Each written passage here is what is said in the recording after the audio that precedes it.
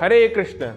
कुछ कुछ लोग कभी ये प्रश्न करते हैं कि भाई आप लोग तो भक्ति करते हो, संसार में कुछ लोग भक्ति नहीं भी करते, पर आप लोगों के जीवन में कष्ट तो एक समान ही आते हैं। आप भी बूढ़े हो रहे हैं, वो भी बूढ़े हो रहे हैं, आपके परिवार में भी समस्या है, उनके परिवार में भी समस्या है, तो फिर फायदा क्या हुआ? भक्ति करने का लाभ क्या है? बहुत अच्छा प्रश्न है। इस बारे में शास्त्रों में एक उदाहरण दिया गया है कि एक जो सिंगनी होती है, फीमेल लॉयन, उसको अगर आप कभी ध्यान से देखें तो जब वो अपने शिकार को पकड़ती है तो कैसे पकड़ती है? कोई हिरण को अगर वो पकड़ लेती है, उसको कब्जे में ले लेती है, तो वो उस हिरण के जो गले के जो पीछे वाला जो हिस्सा होता है, यहाँ अपने दांत गड़ाती है और उसको पकड़ के वो ले जा रही होती है। तो उस समय हिरण को पता है कि मेरा अंत काल आ गया है, अब मैं मरने वाला हूँ, ये सिंगनी मेरी काल है, मेरी मृत्यु है, और वो बहुत कष्ट में है, महान भय में है और वो मरने वाला है। उसी तरीके से जब वो सिंगनी अपने उस बच्चे के पास जाती है, छोटा सा बच्चा है उसका, छोटा सा शेर, उसके पास जाती है, और जब उसको उस अपने बच्चे को कहीं पे ले जाना होता है तो वो उसको कहाँ से पकड़ती है? आप ध्यान दीजिएगा, वो उस बच्चे को भी, उस बच्चे की जो गले की जो पीछे वाला हिस्सा है, यहीं पर अपने दांत लगाती है और यहीं से उसको पकड़ के ले जाती है। लेकिन क्या उस बच्चे को भय रहता है? अरे अरे मेरी माँ मुझे कहाँ ले जा रही है, कहीं मुझे मार ना दे? क्या ऐसा होता है? नहीं।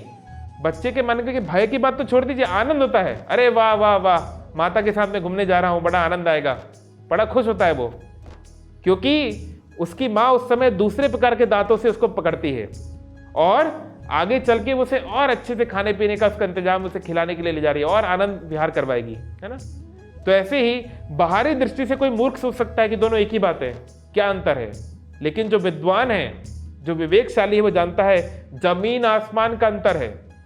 जो भक्त है वो इस संसार में रहते हुए भी उसको बाहरी दृष्टिकोण से कष्ट हो रहे हैं, उसका शरीर बीमार हो सकता है, उसके परिवार में कुछ विपदा आ सकती है, लेकिन भक्ति करने से ऐसा नहीं कि जीवन में विपदा नहीं आएगी, लेकिन विपदाओं को सहने की इतनी शक्ति मिल जाएगी कि विपदा आप पे कोई खास असर नहीं कर पाएगी।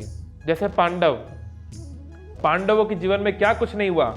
छोटे बच्चे थे जब पिता की मृत्यु हो गई, और फिर आगे आए तो भीम को जहर देने का प्रयास, और बड़े हुए तो जलाने का प्रयास, फिर उनकी पत्नी के साथ दुर्व्यवहार, क्या क्या नहीं हुआ। इतना कुछ उन्होंने सहन किया, लेकिन अंत में विजय उनकी ही हुई।